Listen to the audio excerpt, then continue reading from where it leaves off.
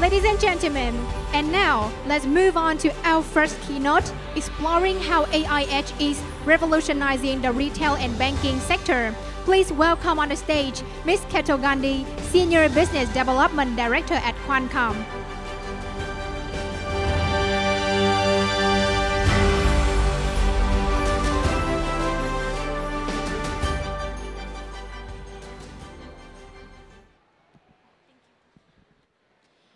Hello. Good afternoon, everyone.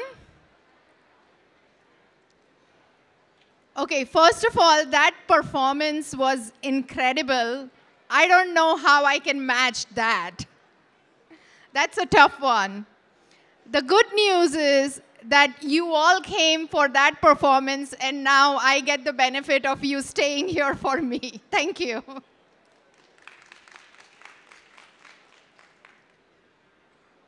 All right, so I have one question for the audience. How many of you over here have heard, implemented, and seen the deployment of AI in your respective fields? That's few of them. And how many of you have watched an Indian movie or a TV show? All right. So do you know what is common between the two? They both go very slow. Everything is in slow motion, right? So yes, it's true that we don't see or we are not experiencing the same pace of AI use cases deployment as we are witnessing the research that's happening in the field of AI. It is incredible the pace at which the AI research is happening. So sooner or later, the use cases deployment in the commercial environment is coming, and we have to be prepared for that. So I'm going to speak about this topic of how Edge AI can transform retail and banking industries. But before I do that, let me give you a little bit about background about myself. I am heading the retail point of sale payment biometrics business at Qualcomm. I've been at Qualcomm for 17 years now and in the retail industry for the last 5 years. And I have seen quite a bit of transformation happening around us in retail, especially when it comes to e-commerce, right? We all have been seeing a lot around how shopping habits have changed for us. And we are all very much used to just at the click of the button, get the things we want at our convenience. And the same user experience is now expected in the retail environment in brick and mortar. So how does a brick and mortar retail stay caught up with the e-commerce experiences? AI is the answer for that. So like I said, customer sentiment on experiences and digital adoption have changed. They want convenience and trust. They want personalization. How many of you feel that Google and Amazon knows more about you than yourself? Like sometimes there will be recommendation for products that I didn't even think I needed, but I end up ordering them, right? So that's definitely because of the personalization aspect. And then there is some aspect of making it more entertaining, interactive, and immersive. That definitely brings the customer back into the store, which they may not get the same experience in the e-commerce world. So in terms of use cases, what are some of the AI use cases that are being adopted globally?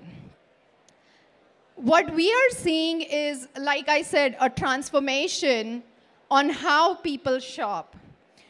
But as some of the new AI research technologies get into the more commercialization phase, what we will see is another level of change in shopping habit.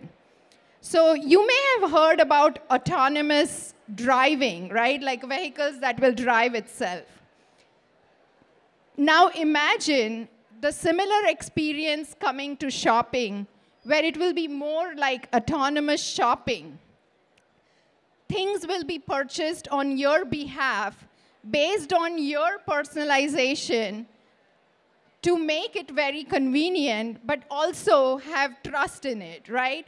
So as these personalization and autonomization happens for shopping, it's very important to keep in mind that there will be increased fraud because the same AI technologies that we have access to as retailers and as financial companies, there are bad actors who may have access to the same technology.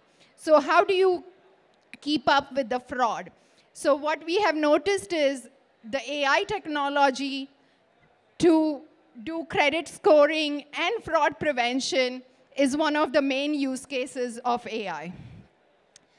Now, as I talked a lot about personalization, I want to challenge ourselves on how does the personalization happen. Of course, it happens with identity verification. And right now, at least in the brick and mortar environment, any commerce environment, the traditional way of identifying somebody is actually showing your paper ID. But that's going to change as well with AI and digitization. And not only that, with our autonomous shopping, what will happen is we will have the need for pervasive identity verification. So wherever you are shopping, whether it's on your phone, on your AR devices, or going to the store, the identity verification is seamless, and it's happening in the background, and it's happening pervasively. And that's the only way you can enable frictionless shopping, frictionless payments, and other use cases that will enable autonomous shopping in the end. So biometrics verification and payments, access control, loyalty are another use cases that is getting a lot of traction globally. Now, you may have also seen that vision AI is another big R&D topic. So if you think about how vision AI can be used in the brick and mortar environment, think about you just picking something from the store and walking out of the store. So unattended shopping is a great AI use case that is first coming to countries that have higher labor rates, but then eventually moving to other places where it takes convenience as the shopping habits change. And then finally, the one that we get a lot of requests from many people is the virtual assistant in smart kiosks. ChatGPT has pretty much revolutionized the way customers are expecting to interact with machines, right? And so that type of interaction will also be expected to be having in the brick and mortar environment, and that can be enabled with virtual assistant in a smart kiosk.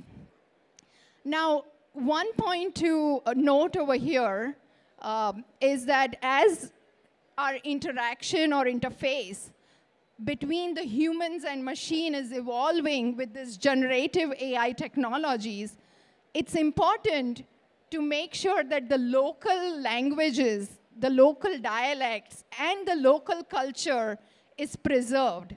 And that is the reason that even if the Gen AI technology development could happen anywhere in the world, the customization of that needs to happen regionally, and that will allow the preservation of the language and the culture in that region as the human-machine interaction technologies evolve.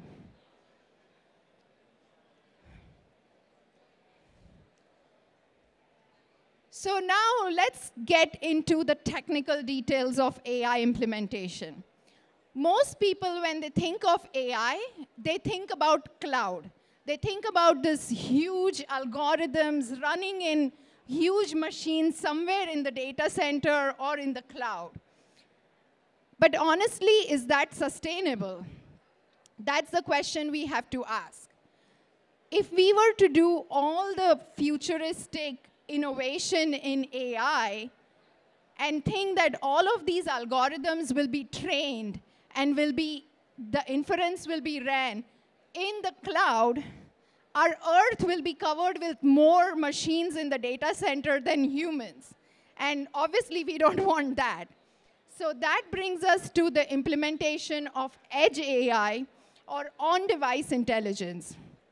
And besides the sustainability aspect of it, there is also the privacy, reliability, low latency, cost, and personalization aspect that will make on-device intelligence a no-brainer, and we have to work on technologies that will allow us to use the devices that is in our pocket, that is in our store, and make them multifunction to have AI run on those devices. So the ideal solution that we typically recommend as industry leaders and thought leaders is the solution that works seamlessly from device to on-prem servers to cloud. And there are technologies that are required, the infrastructure and the organizational agents that are required for these huge LLMs to be run on a device, or it could run partly on device, partly on on-prem server or an edge AI box, and then partly on cloud AI. So in summary, we all agree that AI is reshaping the digital economy and human experience. There is a huge convergence that's happening between AI and IoT, and that is bringing the AIoT industry to the forefront. It is going to impact the GDPs of countries. It's going to have great impact on the languages and the culture and many other aspects, because it's going to change the interaction between the human and the machines. It's going to change the way we shop, the way the commerce happens. Commerce is one of the oldest form of interactions that we have as human beings.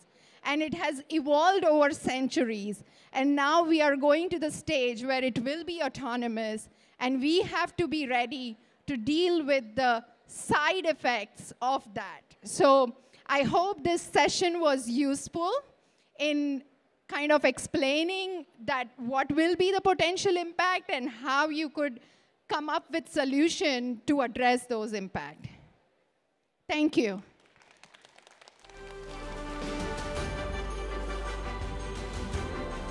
Thank you very much for such an insightful and informative presentation from Ms. Kito Gandhi.